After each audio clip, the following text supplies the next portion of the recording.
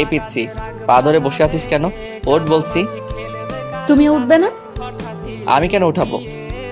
আমি তো জানি বাসর রাতে বউ তার স্বামীকে পা ধরে সালাম করলে স্বামীর বউকে বুকে তুলে জড়িয়ে ধরে। কথাটা বলতে বলতে মেয়েটা আমার পা ছেড়ে উঠে আমার সামনাসামনি লজ্জায় লাল হয়ে দাঁড়ালো। ই শখ কত, আমার বইয়েই গেছে তোর মতো পিচ্ছিকে জড়িয়ে ধরতে। বলেই আমি পিচ্ছিটাকে ধাক্কা দিয়ে বিছানাতে ফেলে দিয়ে একটা বালিশ নিয়ে সোফাতে চলে গেলাম। পিচ্ছিটা আমার এরকম ব্যবহার দেখে ভ্যাবা চাকা খেয়ে বিছানাতে পড়ে রইল।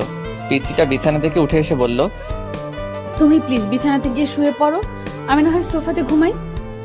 এ পিচ্ছি, আমাকে রাগাস না বলছি। তোর ঘুম গিয়ে তুই ঘুমা, এত দরদ দেখাতে আসিস না। পিচিটা আমার কথা শুনে আমার পাশে আর দাঁড়ালো না, বিছানাতে গিয়ে শুয়ে পড়লো। সারাদিনের ক্লান্তিতে আমি যে কখন ঘুমিয়ে পড়েছিলাম খেয়ালই করিনি। সকালে কারো ডাকে ঘুম ভাঙলো। আমি ঘুম ঘুম চোখে বললাম,